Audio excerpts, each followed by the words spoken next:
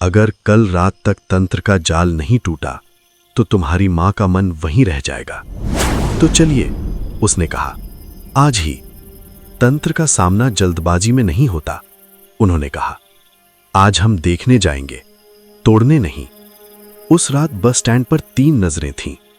कालधर की, जो जानता था कोई उसे देख रहा है, राहुल की, जिसमें डर और साहस दोनों थे, और हरि नारायण जी की, जो शांत थीं लेकिन पूरी तरह जागृत। तो आखिर आ ही गए, उसने बुदबुदाया। कुछ लोग ऐसे बैठे थे जैसे नींद में हों। हरि नारायण जी ने धीरे से कहा, देखो, अब ये सिर्फ भोजन नहीं रहा। राहुल ने पहली बार महसूस किया, ये लड़ाई बड़ी है। उस रात कालधर सामान्य नहीं था, उसकी आंखों में बेचैनी थी। उसे महसूस हो रहा था कि कोई उसके जाल को समझ चुका है। जब उसने हरि नारायण जी को पीपल के पेड़ के पास खड़े देखा तो उसकी उंगलियां अपने आप ताबीज को पकड़ने लगीं। आप यहां खाने आए हैं या देखने?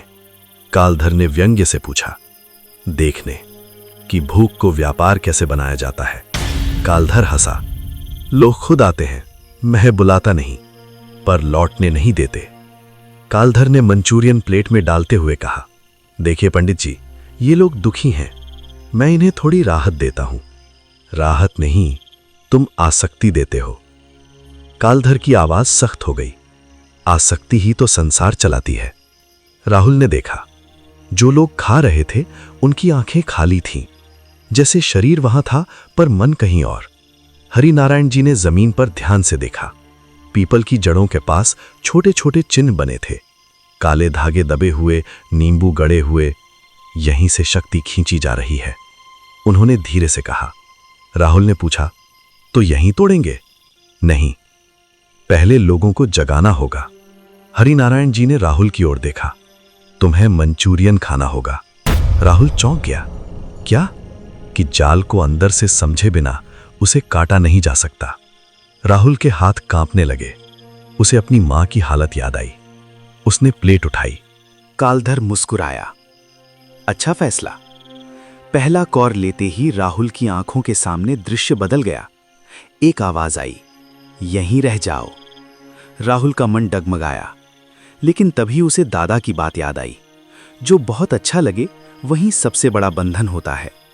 उसने प्लेट नीचे रख दी। ये झूठ है, उसने कहा।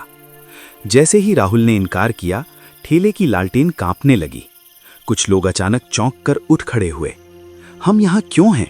किसी ने पूछा। कालधर का चेहरा सख्त हो गया। तुमने गलती की, उसने राहुल से कहा। नहीं, हरि नारायण जी बोले, आज तुमने की है। कालधर ने जोर से मंत्र बोला। हवा भारी हो गई। पीपल की पत्तियां झड़ने लगीं। लोग घबराकर इधर उधर देखने लगे, लेकिन उनके पैर जैसे जमे हों। अब देखिए मेरी विद्या, कालधर कर जा। हरि नारायण जी चुपचाप जमीन पर बैठ गए। जो मेरा नहीं वो मुझसे बंधे नहीं। उनकी आवाज में अजीब स्थिरता थी।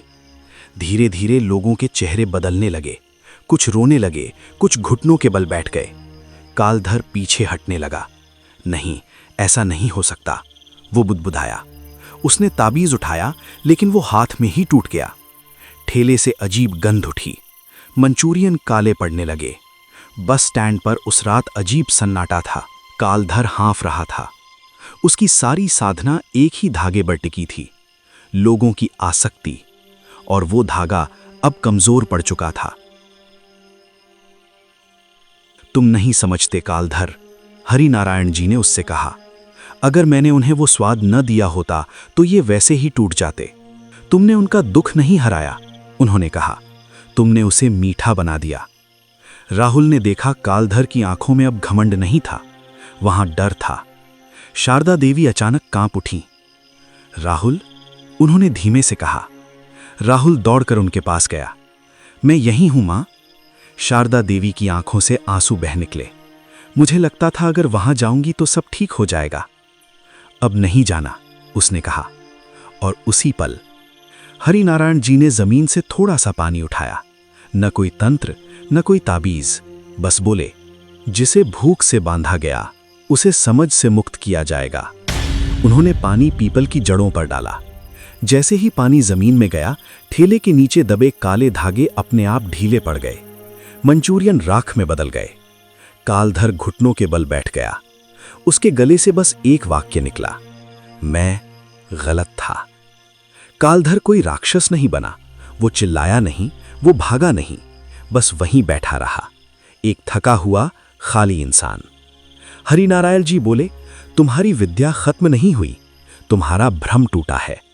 सूरज निकला। बस स्टैंड वही था, टूटा हुआ, पुराना, लेकिन सामान्य। याद रखना, जो तुरंत सुख देता है वो अक्सर धीरे धीरे बांधता है। राहुल कभी कभी बस स्टैंड के पास से गुजरता है। पीपल अब भी खड़ा है, लेकिन उसके नीचे कोई ठेला नहीं लगता। फिर भी जब कहीं मंचूरियन की खुशबू आती है तो राहुल ठहर जाता है और सोचता है, भूख अगर समझ से बड़ी हो जाए तो कोई ना कोई तांत्रिक फिर जन्म ले लेता है।